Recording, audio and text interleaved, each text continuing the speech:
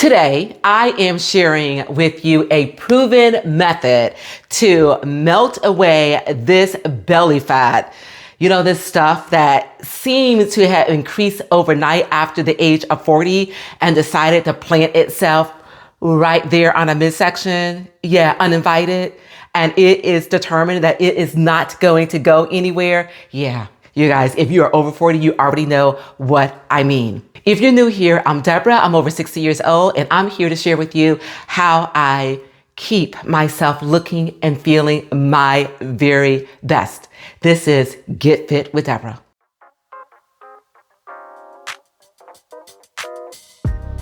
Welcome, everyone. If you are anything like me, over 40 years old and plagued with belly fat, you probably have looked at a ton of videos, read numerous medical studies about belly fat over the age of 40, probably tried almost every diet known to mankind, just to end up frustrated, confused, and still plagued with belly fat. Recently, I came across what I feel is one of the most relatable, common sense, done in layman's terms, videos where it takes the facts and the studies and all the confusion and it makes all of this stuff make sense, which is what we are looking for. And as a matter of fact, I'll leave the link to that video in my description. And today I am going to share with you two key points, and those being stress and the second one being muscle. Every time I thought about stress, I always related it to, the emotions and something going on with me mentally, which could have a negative impact on my heart health, not realizing that the stress was having an even broader impact on my body. And that being, it creates a fight or flight reaction, which in turn causes our body to release cortisol, which triggers our body to hold on to fat. And I tell you guys, I wish I knew this a long time ago, but you can't do what you don't know. But now that we know, what we're going to do is we are going to create a stress-free environment as soon as we wake up. And these are the ways that we can achieve exactly that. First of all, you can do deep breathing techniques. So basically what you're doing is you are grounding yourself and you are taking deep breaths in, through your nose. You got to breathe in for 4 seconds, hold it for 4 seconds, and then breathe out slowly through your mouth for 6 seconds. Continue on with that, for about 2 minutes or so. And you will feel yourself being centered and grounded. Second thing that you can do is prayer. Now, I don't know where you are spiritually, but I am a praying woman. I have deep faith that grounds me, and that relaxes me. It calms me. So prayer is another technique that you can do to reduce your stress. Meditation, that is another big one where you have like that mind-body connection. You're being very intentional, being present in the moment, and that has a tendency to calm you and also to release that stress. And then last one, which is, you guys, is huge, and that is gratitude. Because I know a lot of times when we wake up in the morning, we think about what it is that we are getting ready to do. And a lot of times that is to go off to a job that we really don't want to go to. So gratitude for me is shifting perspective. So instead of being in this, I don't want to go to this job, or, oh my gosh, I don't want to do what it is that I'm getting ready to do, making that the focus, shift your perspective to what you are grateful for, in this moment.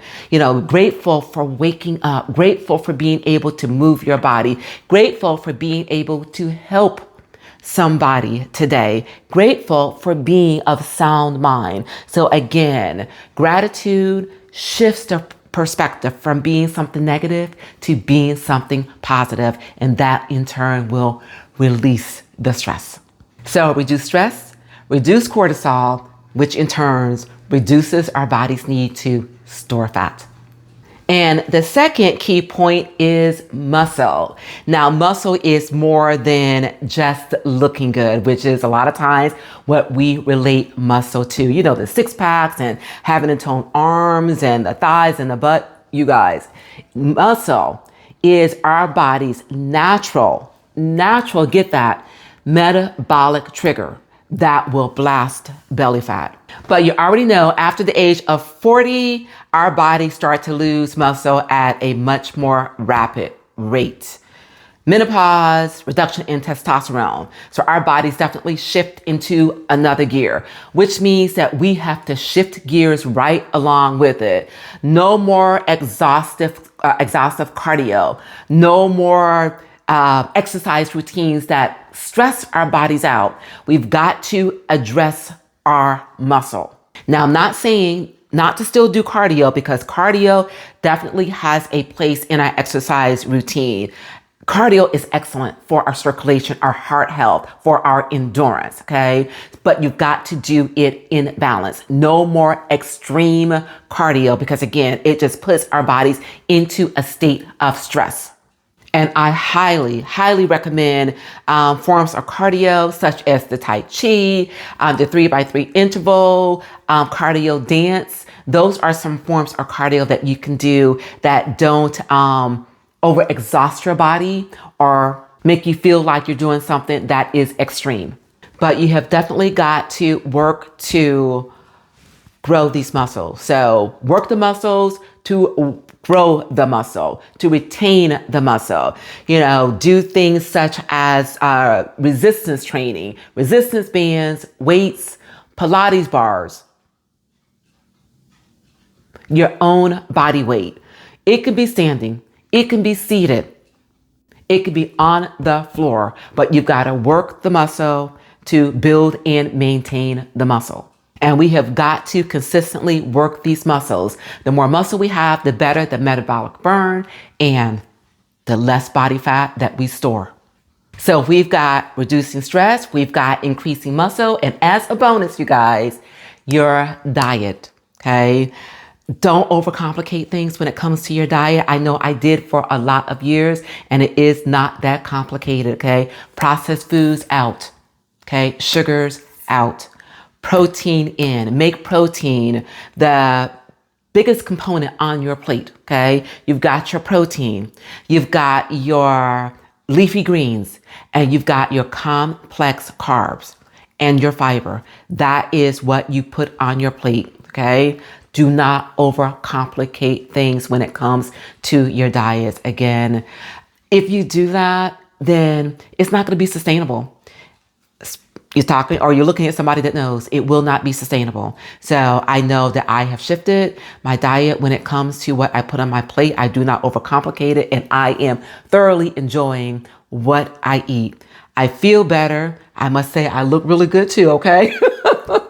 And again, reducing the stress by creating the environment when you first wake up, and making sure you pay attention to your muscle by doing some form of resistance training 2 to 3 times a week. And also do some calm, no extreme cardio. And all those things together, you guys, you will definitely see a difference and reduction in this belly fat. All right, guys, that is my message for you all today. Once again, I will leave the link to the original video that prompted this whole video for you. Very, very impressive. Like I said, it just breaks it down in layman's terms, takes the frustration out of it. It takes the science, the scientific thing out of it, which a lot of times is something that we cannot connect ourselves to. So again, I will leave that in my description. And I want to thank you all so very much for being here. And also, you guys, since you are here, please do let us all know if you, have been plagued by this belly fat